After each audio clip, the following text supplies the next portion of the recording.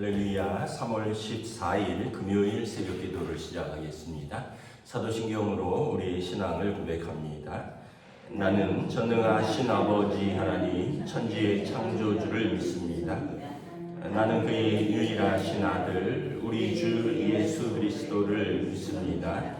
그는 성령으로 잉태되어 동정녀 마리아에게서 나시고 본디오 빌라도에게 고난을 받아 십자가에 못 박혀 죽으시고 장사된 지 사흘 만에 죽은 자 가운데서 다시 살아나셨으며 하늘에 오르시어 전능하신 아버지 하나님 우편에 앉아 계시다가 거기로부터 살아있는 자와 죽은 자를 심판하러 오십니다.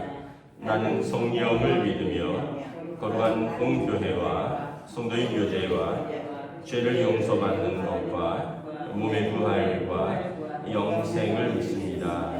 아멘. 찬송가 214장 찬양하시겠습니다. 찬송가 214장입니다.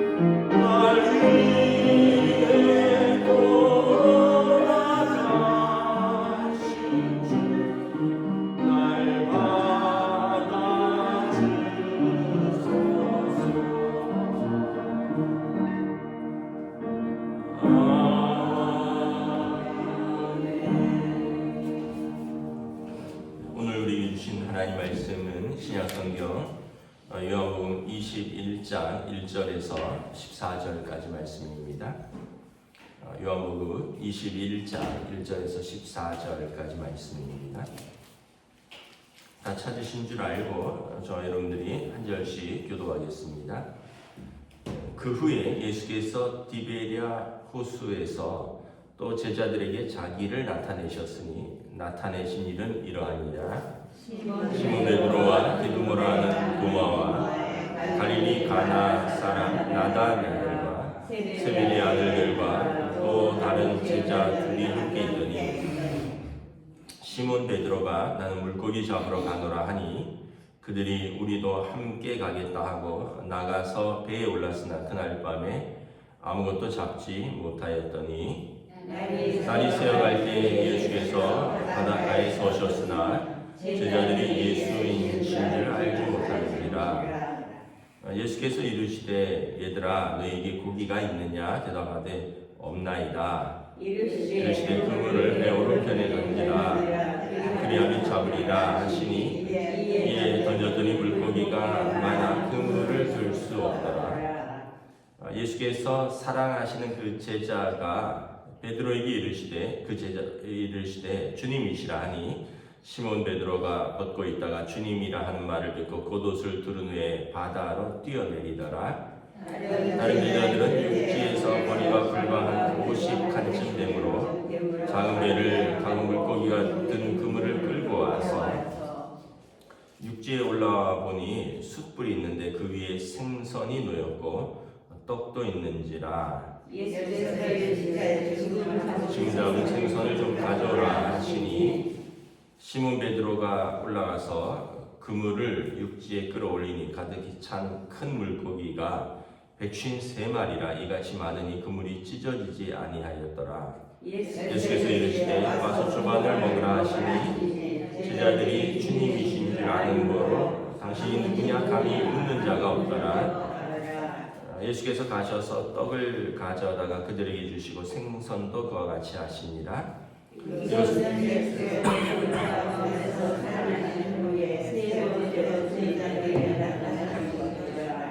아멘. 할렐루야. 네, 오늘도 새날을 주셨습니다. 하나님께서 은혜와 평강으로 함께 해주시기를 축복합니다. 부활하신 주님이 제자들에게 오늘 세 번째로 나타나셨습니다.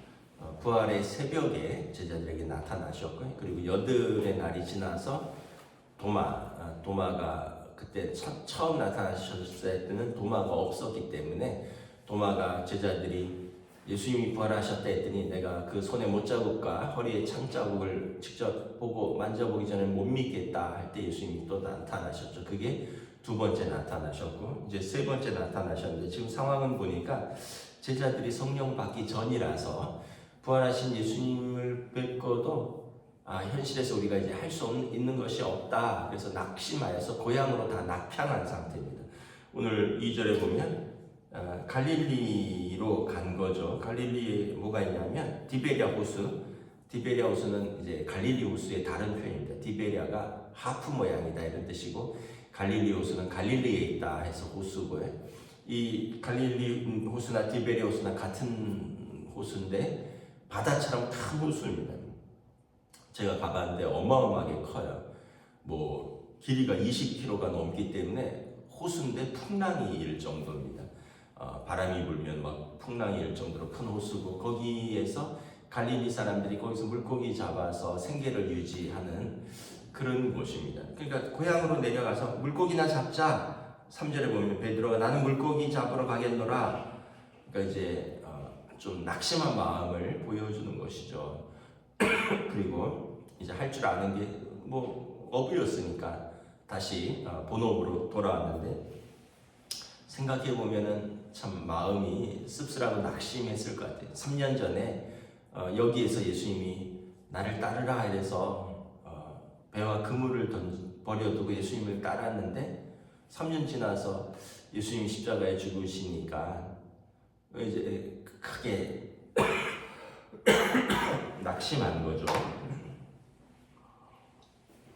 자기는 이제 예수님을 따라서 하나님 나라를 이루는데 크게 기여를 할 줄 알고 예수님을 따라 나왔는데 예수님이 이렇게 무기력하게 죽으니까 실망도 되고 또 낙심도 되고 어디 마음 들 곳 없어서 다시 갈릴리 바닷가에서 나는 다시 그물이나 던지겠노라 하고 내려온 상태입니다.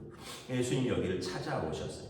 예수님이 찾아오셔서 뭐라고 계시냐면 9절에 보면 예수님이 그 숯불을 피우고 떡과 생선을 구워서 아침 식사를 차려주시는 거예요. 여러분 그 누구랑 같이 밥을 먹는다는 건 어떤 의미냐면 굉장히 친밀한 사이라는 뜻이에요. 그리고 사랑의 관계라는 뜻이에요. 특별히 유대인들은 이방인들하고 같이 밥 먹지 않습니다. 왜냐하면 부정하다고 여기거든요. 저 사람들은 이방인, 우리 유대인들은 하나님이 택하신 백성. 그래서 이 유대인들은 이방인하고는 아예 밥을 먹질 않아요. 우리도 여러분 누구랑 밥 먹나요? 뭐 나랑 친분이 있고 나랑 친한 사람이랑 밥 먹죠. 뭐 나랑 안 친해요. 근데 굳이 시간 내고 돈 들여서 밥 먹을 일이 있습니까? 뭐 나랑 뭐 말과 뜻과 생각과 아니면 모든 게 다 달라서 저 사람하고 같이 있으면 불편해요. 그런데 굳이 불편한데 막 먹고 취하려겠습니까? 그런 의미니까 이 밥을 먹는다는 얘기는 뭐냐면 사랑의 관계라는 뜻이에요. 그리고 밥을 차려준다라는 것은 섬김이잖아요. 사랑으로 섬겨주시는 거죠.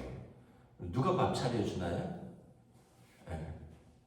엄마가 자녀들에게 밥 차려주잖아요. 엄마가 친구들에게 밥 차려주잖아요. 뭐 아직까지 저는 애들을 밥을 차려줘 본 적이 없어요. 아직 집사람이 건강하고 제가 뭘 할 줄 아는 게 없어서 집사람이 항상 저도 그렇고 아이들도 밥을 차려주고.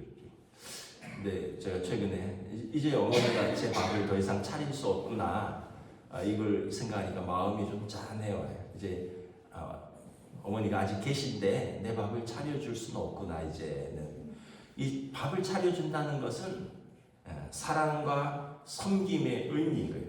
예수님께서 이 낙심에서 고향으로 간 제자들을 찾아오셔서 밥을 차려주시는 거예요. 제가 생각을 해봤어요. 참 하실 일이 많을 텐데 예수님께서 아니 뭐 여기까지 와서 밥을 차려주시나. 근데 그게 아마 예수님께서 제자들에게 육신으로서 하실 수 있는 최대한의 마지막 어떤 호의, 사랑이지 않을까. 예수님께서 잡히시기 전날째도 밥을 같이 드셨어요. 제자들하고. 6월절 만찬을 같이 하셨잖아요. 제자들에게 떡을 뜯어서 또 잔을 부어주시면서 먹어라 마셔라. 이것은 내 몸이라 이것은 내 피라 이러면서 제자들에게 마지막에도 만찬을 하셨는데 부활하신 주님께서 제자들을 또 만나서 밥을 차려주시는 것을 보면서 예수님이 참 하나님의 아들이 너무 따뜻한 분이시구나 이 생각을 제가 잠깐 해봤습니다.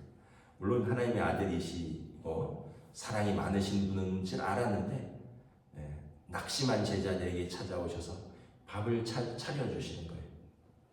제자들은 지금 보면 3절에 보면 그날 밤새도록 고기를 잡았는데 아무것도 잡지 못했어요. 물고기는 밤에 잡는 겁니다. 어부들이 보통 이렇게 낚시 말고요. 그물을 던지는 것은 밤에 잡아요. 밤에 물고기들이 움직이거든요. 근데 밤새도록 잡았는데 아무것도 못 잡은 거예요. 그리고 새벽에 몸은 고단하고 고단할 대로 고단하고 마음은 또 그 부활하신 예수님을 뵀지만도 그 예수님에 대해서 이제 다시 못 만난다 생각하니까 낙심해있죠. 몸과 마음이 다 지쳐 있는데 그물 고기도 한 마리 못 잡았죠. 밤새도록 얼마나 피곤했겠어요. 그래서 터덜터덜 들어오는데 예수님이 묻죠. 물가에서 물어요. 5절에 얘들아 너희에게 고기가 있느냐 대답하되 없나이다. 예수님께서 배 오른편에 던지라 그리하면 잡으리라.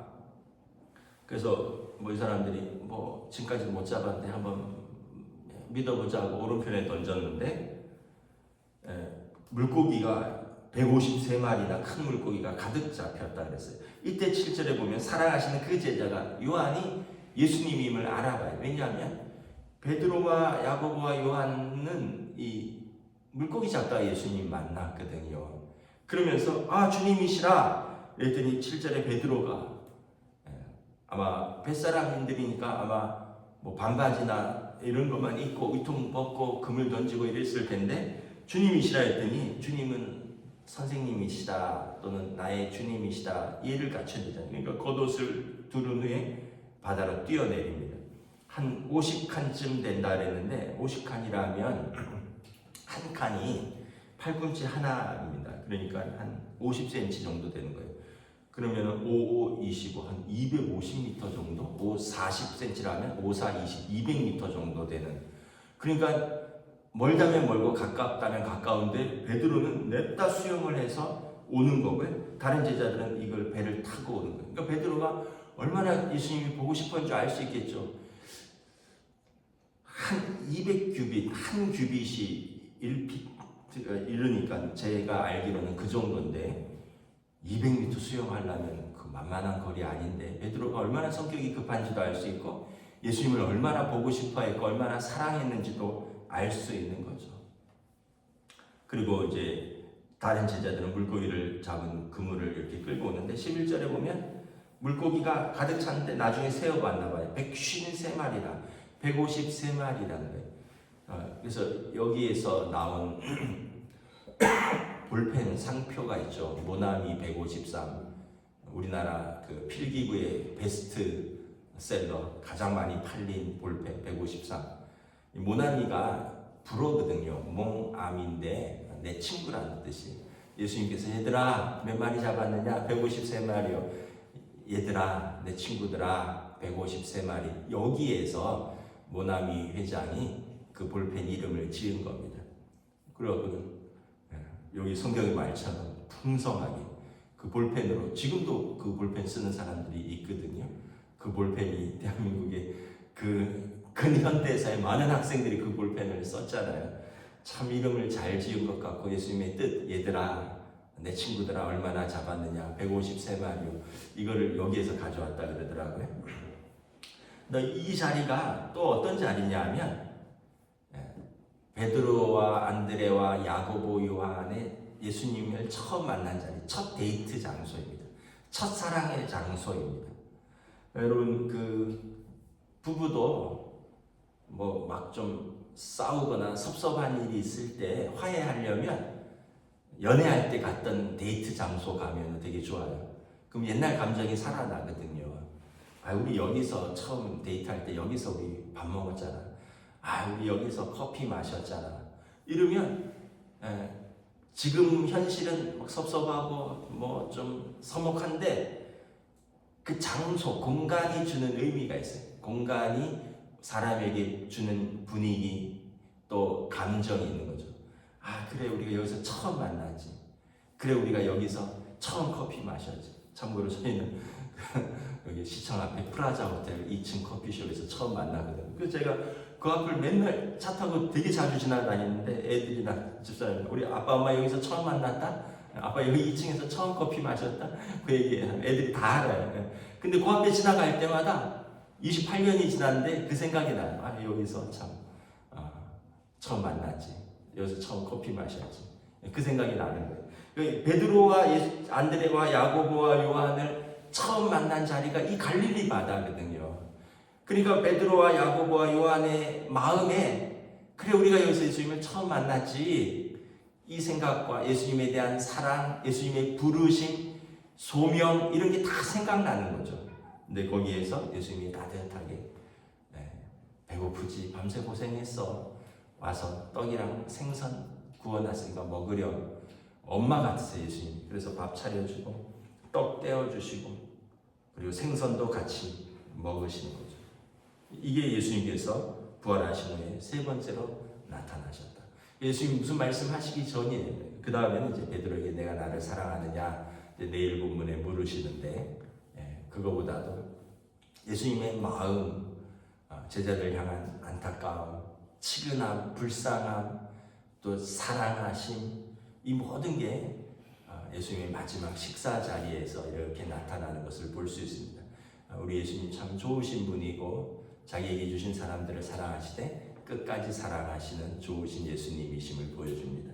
이 좋으신 예수님이 저와 여러분들의 손을 꼭 잡아주실 줄 믿습니다. 기도하겠습니다. 주님의 은혜를 감사합니다.